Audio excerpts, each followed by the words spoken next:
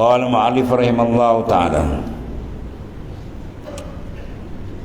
sesungguhnya telah terhapus daripadanya segala rusum.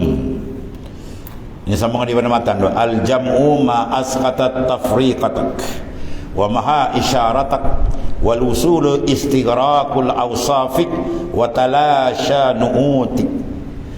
Makna jamak dipanggil makamul jam'i ialah apa yang menggugurkan penceraian. Maknanya dia mengerat makamul farqi, mana kelalaian tak ada. Hati dia sentiasa jamak dengan Tuhannya, dan menghapuskan isyarat, tak ada isyarat lagi dah. Dan usul tenggelam, dia panggil istighraq, dan terhapus segala sifatmu. Talashi nu'utik, tak ada lagi dah nampak kebesaran makhluk, dah tenggelam semua habis. Dipukul oleh musyahadah akan Allah Subhanahu wa taala.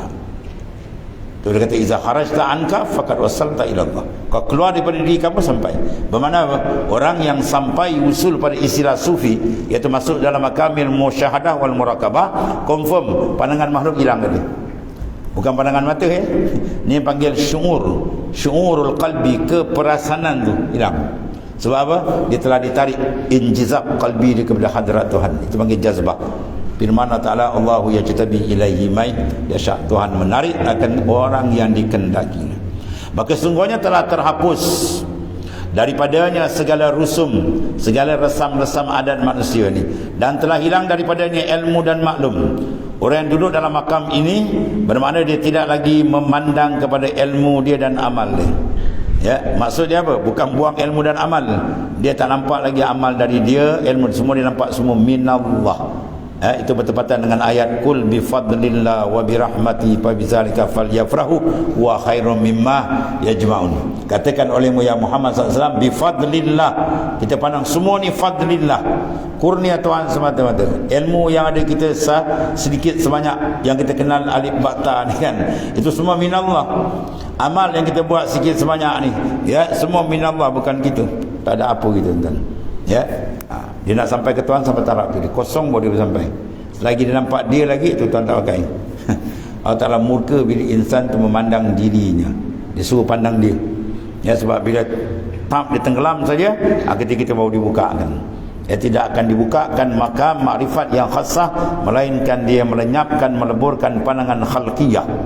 Ya, as-sayru fi laila yakuni ila ba'dal fana, tu keadaan ni.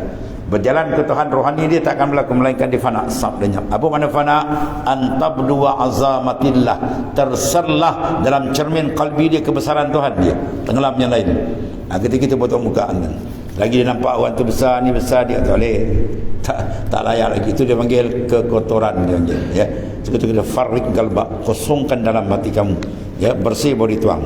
Sesungguhnya telah terhapus daripadanya segala rusum, dan telah hilang daripadanya ilmu dan maklum, ya. Telah fana af'alnya dalam af'al Allah. Mana dia memfana, melenyapkan pandangan af'al makhluk dalam memandang af'al Tuhan. Awsaf makhluk dalam awsaf Tuhan. Sifat makhluk dah lenyap dalam memandang sifat Tuhan. Dan last sekali wujud makhluk dilenyapkan dalam memandang wujudillah. Ya, abau dia duduk tepat betul makrifat yang sebenar dengan Allah Subhanahu Wa Taala. Ini makrifat apa dia panggil? Makrifat khassah, atau dipanggil tauhidul khas, ya. Dan ini sebenarnya nikmat yang paling besar dalam dunia ni tadi. Wa itmamun naim bin nazar ila wajhil karim.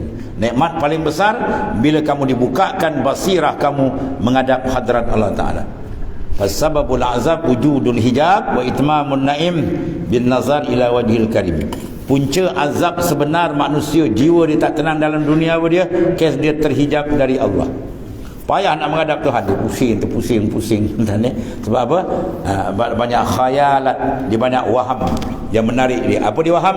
Dia waham seolah-olah makhluk boleh memberi, seolah makhluk boleh menyekat. Itu waham dia panggil. Maka adakah syai'un mislu waham. Kata Ibnu Atta, tidak ada satu benda yang menarik manusia sampai dia tak boleh sampai ke Tuhan ialah waham, perasaan-perasaan. Seolah makhluk ni boleh beri, seolah makhluk ni boleh sekat. Batu wirid orang tua kita dia pukul habis tu. La mani alima ataita wala mu'ti alimah manata. Ya. La mu'ti, tak ada orang boleh beri kalau Tuhan blok. Tak ada orang boleh blok kalau Tuhan beri, habis. Al-mu'ti huwa Allah, al-mani huwa Allah. Itu nama Tuhan kan. Al-mu'ti ismu minal asma. Yang memberi itu satu nama daripada segala nama Tuhan. Al-Mani' pun nama dia juga. Yang blok, yang sekat, kita panggil ismun min asma. Selagi hati kita duk perasan makhluk beri, makhluk bersekat, tu jauh lagi dengan Tuhan. Ya, mau pakai 6 harakat jauh jauh now. Ya, jauh sangat. Buat tuan guru saya kan, dia selalu sebut, dulu kan orang biasa pakai ilmu sihir kan. Ilmu sesat, ilmu hitam ni dia guna pun tak, dia antara dia minyak mati berbunuh.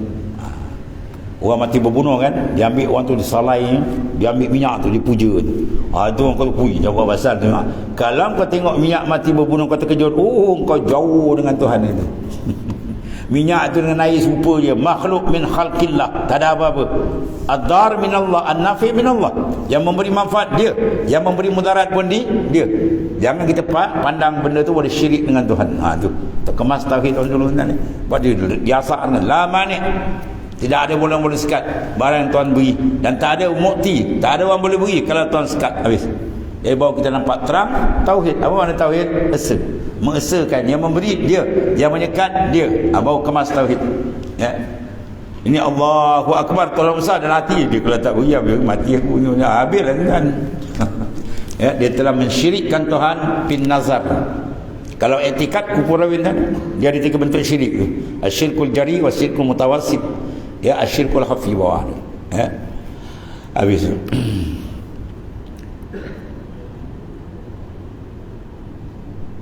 Sekiranya dia melihat selain Allah, maka ia adalah terpisah. Kalbi kita bila dapat satu perkara atau buat satu perkara, kita nampak kita ke Tuhan? Kalau nampak dia, itu jamak.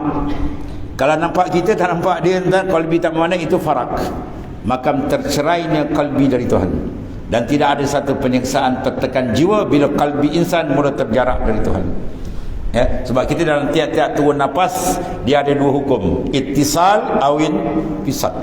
Ittisal dia makin rapat, infisal dia makin jauh. Napa di tiap-tiap nafas, la ilaha illallah Muhammad sallallahu fi kulli lamhatin. Tiap-tiap lamha kelipan mata dia dengan memandang tauhid Tuhan tadi. Tu la ilaha illallah lamban tauhid. Nak ada tauhid kita syuhud dalam tiap-tiap nafas. Wa nafasin tiap-tiap nafas. Tu boleh panggil makam jamak. Jadi Sidi Ahmad Idris diberi Rasulullah zikir ni apa kan? Ialah membawa kepada makamul jam'i. Tu kita kena faham. Ya, isyarat pada makamul jam'i. Jangan kita makamul farak. Farak mana hati dia terblok dengan Tuhan. Jadi kita gunakan zikir itu menunjukkan kita biar sentiasa jamak dengan dia mana. Ya. Sekiranya melihat selain Allah, maka dia adalah terpisah, dipanggil farqi, makamul farqi. Oleh kerana itu beliau berkata usul mana sampai ialah tenggelam, hilang yang lain. Ya, tenggelam sifat kamu dan hilangnya segala naat kamu. Naat sifat sama lah tu kan. Naat sifat, sifat pun sifat juga naat. Mana tenggelam sifat makhluk bila dalam ketiga dia berdepan dengan memandang sifat Allah Ta'ala. Dia kaedah dia kita, bila tepat dia tawajuh kalbi dia kepada awsafillah, confirm sifat makhluk dia tak nampak kita. Ya. Nabi Yusuf sampai tinggi tangan tak berasa. Ya, diri tangan sampai putus tangan tak berasa. Baru tengok Jamal Yusuf, itu Jamal Yusuf. Ya, Yusuf tu khalqun min khalaikillah, makhluk di mulut Tuhan. Macam mana nak bayangkan Jamalillah? Ya, Jamalin Nabi pun tak tahan. Ya Jamalin Nabi, ya Kamalin Nabi, itu pun tak tahan kan. Kau tu buka Nur Muhammad kadang cair kan. Ya, kalau dia biasa dikenal Nur Muhammadi kan. Nur Muhammad ditajalikan pun kadang panak. Apatah lagi kalau dengan Allah Ta'ala lagi dahsyat kan. Itu sebab dia kata kalau dia dibukakan fana dengan yang lain, memang confirm hilang. Dia tajali je kebesaran Tuhan, memang lenyap yang lain. Kalau tak lenyap, mana belum tepat pentajalian dia. Itu kaedah dia. Nabi Musa tajali pingsan kan. Falamma tajallah jabal wa harra Musa sa'iqa. Nabi Musa tersembam pingsan kan. Itu Tuhan tajalikan dia punya nur kat mana itu? Jabal Tursina. Ya. Wa ini statarna makana fasawfa tarani. Falamma tajallah wa harra Musa sa'iqa. Musa nak tengok Tuhan, Allah Ta'ala kata kau tengok pada bukit Tursina ya Musa. Aku tajali di situ. Kalau sekiranya nampak ini stakarna makana, kalau bukit Tursina tetap tak berganjak, fasawfa tarani, engkau akan dapat lihat aku. Ya, fa in istaqarra, ya, sebab dikait dengan istiqrar. Maka istiqrarul jabal minal apa kan? Ya, minal jaizat. Benda harus. Sebab kata melihat Tuhan harus. Ya, cuma di dunia tuan blok, tak boleh tengok. Akhirat buka. Ya, itu. Jadi bila Tuhan tajalli je apa, wa harram Musa sa'ika. Pengsan Nabi Musa terbenam kan. Tu hebat tak hebat. Maksudnya apa? Bila dia tajalli dalam kalbi, misi habis, terhapus. Keterhapusan ke syuur kalbi dengan makhluk itu menandakan dia masuk dalam awal makamil makam mana. Kemudian dia akan pergi makamil baka. Baru dia nikmat. Itu dipanggil apa? Jannatul muajjalah. Syurga yang disegerakan, yang disebut dalam ayat waliman khafa maqama rabbih jannatan, disediakan bagi orang yang gerun akan kebesaran Allah Taala. Dua syurga, akhirat satu, di dunia satu tu. Ya, dia bertalazzus, berlazat dengan Tuhan, Tuhan nikmat sebenar. Kita pula orang yang bertalazzus bil khalaiq, berlazat dengan makhluk apa dia, fakir, miskin, berlazat dengan dia al-ghani, yang kaya sebenar. Ya, yang hebat sebenar, zat yang maha tinggi. Disuruh tu bi fal yafrau, dengan aku naklah kamu seronok gembira. Wa bi zikri fal yatana'amu, dan dengan mengingati menghadap daripada ku engkau naklah bernikmat. Cari sampai kita ada nikmat, rasa cukup lazat bila tawajuh kalbi kita kepada Allah Taala. Itu nikmat sebenar. Cari jalan tadi. Imam Ghazali suruh cari jalan dia. Talabu syekh wajib ala kulli murid, mencari akan mursyid yang boleh membimbang tu mesti. Maka cari. Habis. Inilah setinggi-tinggi kedudukan yang dicapai oleh orang yang salik. Salik paling apa? Mutawasid. Pertama dia panggil murid. Dia ada iradah nak sampai ke Tuhan. Bila dibai'ah, ya, mulai sanad yang nyata sampai kepada Nabi SAW, dan ada kafiat cara dia panggil salik. Itu orang yang berjalan. Perjalanan dipanggil suluk. Ya, bila sampai ke peringkat pembersihan Tuhan tajalli, maka tiga dia wasil. Dia ada tiga peringkat: murid, salik, wasil. Ya. Dan setinggi-tinggi kedudukan yang dicapai oleh orang yang salik yang dinamakan jamak dan fana. Kemudian dia kembali semula kepada apa yang telah dipisahkan ia, iaitu ilmu dan maklum. Maka dia menjadi mursyid dan ikutan yang jami' dan farid. Dia jami' dengan Tuhan, dan dia boleh duduk makam farad. Mana apa? Dia boleh sama. Dia panggil kain bain. Itu istilah sufi, dia panggil kainun bainun. Jasad dia bersama makhluk, rohani dia kekal dengan Allah. Ini label mursyid. Ya. Lepas kata kaifa nadun nas ila Allah wa nahnu ba'idun min. Macam mana kau nak tarik orang ke Tuhan sedang kau sendiri jauh itu kan? Mursyid dia tak boleh putus tentang ni. Rohani dia sentiasa. Ya, dia putus dengan Tuhan dan dia melaung dan dia kembali balik cepat bertaubat kepada Taala. Sebab dia nak bawa, bukan senang. Kemudian kembali semua kepadanya telah dipisahkan, yang telah dipanggil ilmu dan maklum. Maka dia menjadi mursyid yang ikutan. Sebab tu kalau kita tengok cerita Syekhul Islam, Syekh Abdul Wahab Asy-Sya'rani, dia mengalami benda ni. Ya. Dia train oleh Syekh Ali Al-Khawas. Dia ulama besar. Syekhul Islam ni 7-8 mufti ni buat ketiak dia. Dia punya ilmu hebat tak hebat. Bila jalan rohani nak pergi dengan si Ali Khawas. Si Ali Khawas kata kau cempak kitab kau dalam kat muara sungai ni. Ini dah dia kan. Dia bagi lenyap ilmu kamu supaya kamu jangan bersandar kalbi kamu melainkan pada Allah Ta'ala. Tapi bila dia sampai jamak balik, terbuka hijab, ya, dia usul ilallah, ilmu yang dicempak tu, kitab tu banyak tu datang secara laduni, pum, dan kalbi balik. Tanya apa masalah, dia boleh jawab. Buku surat pum, bikashpin tuan buka habis. Ya, sebab dia dah bersih tuan buka. Itu banyak berlaku pada aulia-aulia Allah Ta'ala. Serta mewarisi daripadanya penghulu segala makhluk, wa huwa nabiyuna Habibullah sallallahu alaihi wasallam. Oleh kerana itu ketika Imam Junaid ditanya tentang ahli nihayah, orang yang sampai kepada kemuncak, beliau kata apa? Kembali kepada bidayah.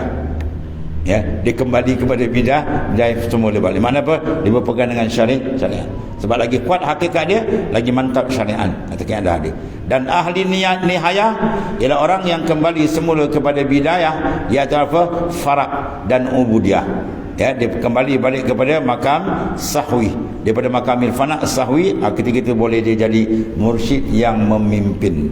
Dia boleh dua keadaan, jasad dia bersama makhluk, rohani dia kekal dengan Tuhannya. Itu dipanggil mursyid yang kamil. maka kewujudan dia macam Lailatul Qadar, ada sukar nak cari, tanpa akhir zaman lagi mastur, lagi tertutup. Ya, kita minta apa dengan Tuhan kita. Bangun malam nangis, ya Allah, kau jumpakanlah aku orang yang boleh membimbingku ke arahmu. Ya, kata talabu syekh wajibun ala kulli murid walau kana min akabir ulama. Walaupun dia terbesar ulama syariat, 4 mazhab, Sunan Sitah, habis ngaji rohani, dia dain-dainkan. Jalan dalam dia kena khas orang yang berpengalaman, iaitu siapa dia? Minal arifina billah, mana orang yang arif dengan Tuhan. Ya, mintalah kepada Allah Ta'ala, insya-Allah mudah-mudahan tuan temukan kita. Tuan-tuan jangan tanya saya tak tahu. Tuan-tuan minta sendiri dengan Tuhan. Merayu Ta'ala, minta, ya Allah tunjuklah aku siapa mursyid yang sebenarnya supaya aku boleh sampai kepadamu. Ya, minta. Habis itu. Dan meninggalkan sifat basyariah serta mengisyaratkan kepada sifatnya. Patutlah hikam kata apa? Ukhrud min awsafil basyariyati an kulli wasfin munaqidin li ubudiyatik litakunu lillahil haqqi mujiban wa min hadrati qaribah. Ukhrud, sila keluar daripada segala sifat-sifat kemanusiaan yang keji, yang melalaikan kita Tuhan, supaya kamu layak menerima pancaran daripada Ta'ala. Ya, nur makrifat akan sampai apabila kita melakukan pembersihan. Bersih, dia akan bagi ilmu secara mukasyafah dan ilmu secara musyadah. Zauq dipanggil tariquna bil azwaq la bil awraq. Jalan kami ma'asyiral arifin dengan azwaq. Zauq yang Tuhan berikan bukan atas lambaran kertas yang kita bincang kena ada sebab ni pedoman, tapi sampai dengan apa? Pembukaan dari Allah Subhanahu Wa Taala. Kemudian al-mudda'i man asyara ila nafsi wallahu a'lam.